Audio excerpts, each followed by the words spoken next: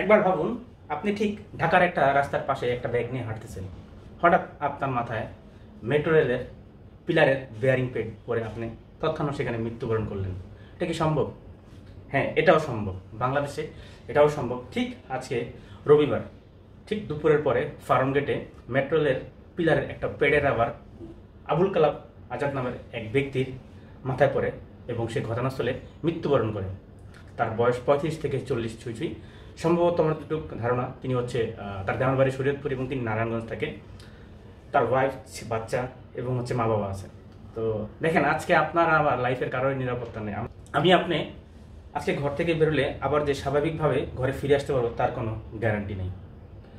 যেই লোকটা আজকে মৃত্যুবরণ করলো তিনিও কিন্তু জানতো না যে আজকের দিনটাই তার শেষ দিন।